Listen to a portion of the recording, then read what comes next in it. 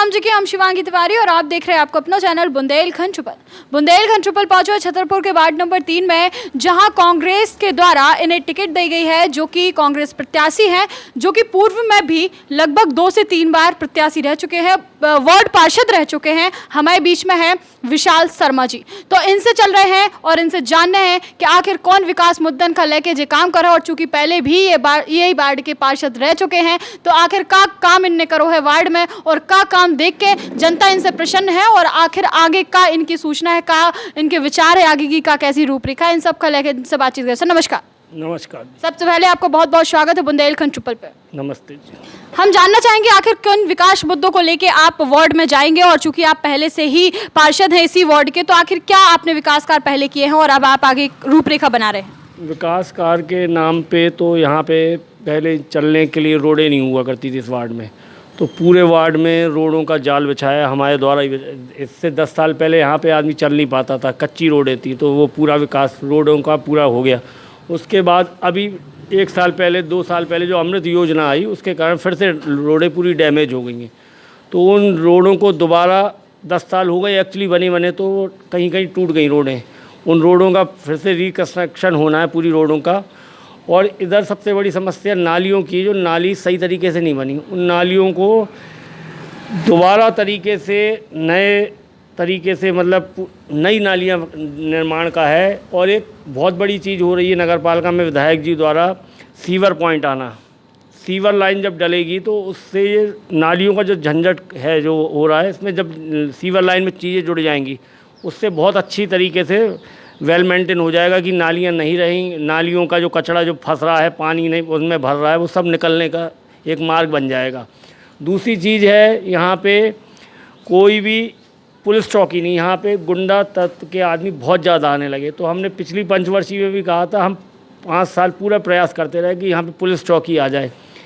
इस बार कोशिश करेंगे कि उसको प्राथमिकता दे के यहाँ पे एक पुलिस चौकी बन जाए। और ये तीसरी मुख्य, इसमें बस स्टैंड का एरिया लगा हुआ है इस वार्ड से, तो उसके कारण सफाई यहाँ पे हो नहीं पा रही इस वार्ड में। बस स्टैंड, क्योंकि लेबर जो हमारे 3 नंबर में जो लेबर आती है, वो बस स्टैंड पहले साफ़ करती है, उसके बाद आती है वार्ड में।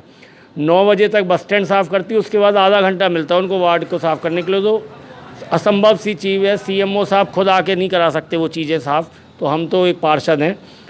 तो वो चीज़ हमने प्रस्ताव 10 सालों से, हम तो विपक्ष के पार्षद रहे, हमारी सरकार नहीं रही, हमारी नगर पालिका नहीं रही, फिर भी हम प्रयास करते रहे।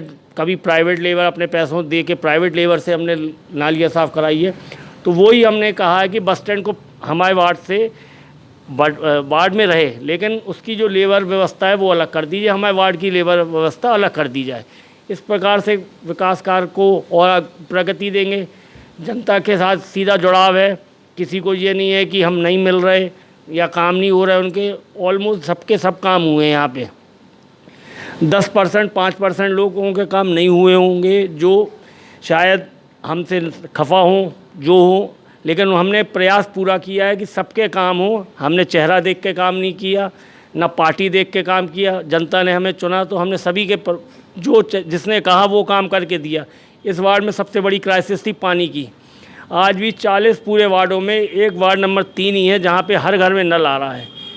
और किसी आप 40 वार्डों का सर्वे करेंगे, किसी ना किसी गली में पानी की अभी भी कमी होगी, लेकिन इस वार्ड में पानी की कोई कमी नहीं है। जेब का पैसा लगा के नल 35,000 रुपये आज भी हमारा पेंडिंग पड़ा हुआ है नगर पालिका में, जो हमने अपनी जेब से लगा के पाइपलाइन सुधरवाई है। तो ये ऐसे कुछ काम है। और बताइए।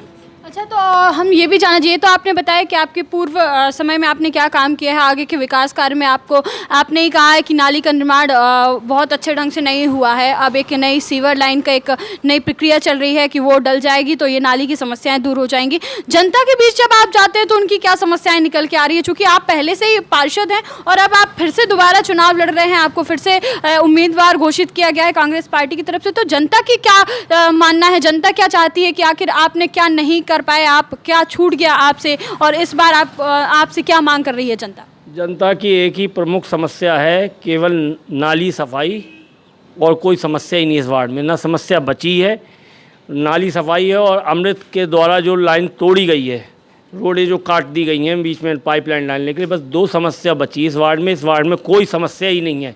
आप जनता का भी फीडबैक लेंगे क्योंकि इस टाइम हमारे खिलाफ जो प्रत्याशी खड़ा है वो कहूँ बाहुबली है, ताकतवर है, तो उसके कारण जनता इस पर साइलेंट वोट हो गई है।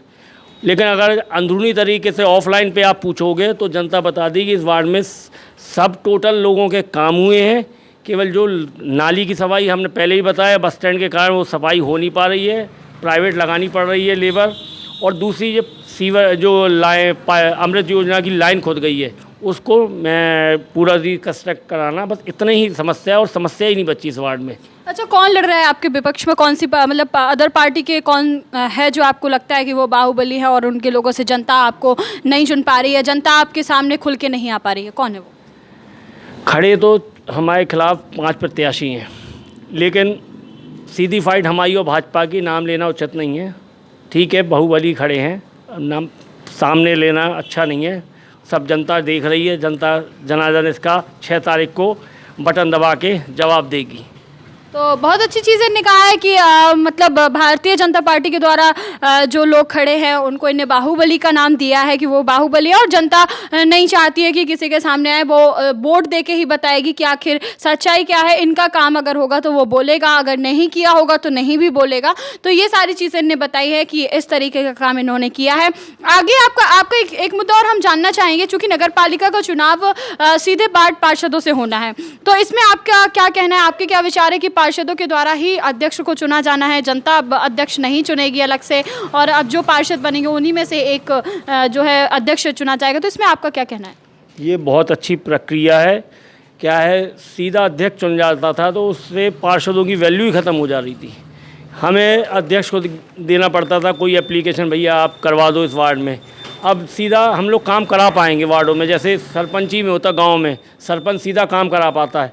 आज की डेट में हम लोग पूरे 10 साल हम विपक्ष, वही तो हम विपक्ष के पार्षद आए, अध्यक्ष जी को ज्ञापन दे दे के थक गए, भैया हमारा काम करा दो, सरकार हमारी नहीं। उसके बाद भी जितना हो सकता था उससे ज़्यादा ही 100% देने की कोशिश करी इस वार्ड को।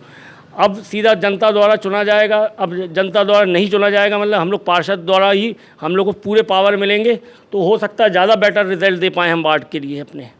तो ये चीज़ इनका ये कहना है कि बहुत अच्छी प्रक्रिया जो नई आई है ये, कि नगर पालिका अध्यक्ष का चुनाव अब सीधे पार्षदों से होगा। तो ये इनका मानना है कि बहुत अच्छी चीज़ है और ये प्रक्रिया भी बढ़िया है, पार्षदों की वैल्यू भी बढ़ जाएगी। तो हमारे साथ थे वार्ड नंबर 3 से कांग्रेस पार्टी के प्रत्याशी विशाल शर्मा जी। तो ऐसे बहुत से लोग हम आपके बीच में लेके आते रहेंगे, बस बने रहे सिर्फ बुंदेलखंड ट्रिपल पे शिवांगी तिवारी के साथ। जयराम जी की जय बुंदेलखंड। वीडियो अगर अच्छी लगे तो चैनल का लाइक, सब्सक्राइब, शेयर करना बिल्कुल ना भूलें। धन्यवाद।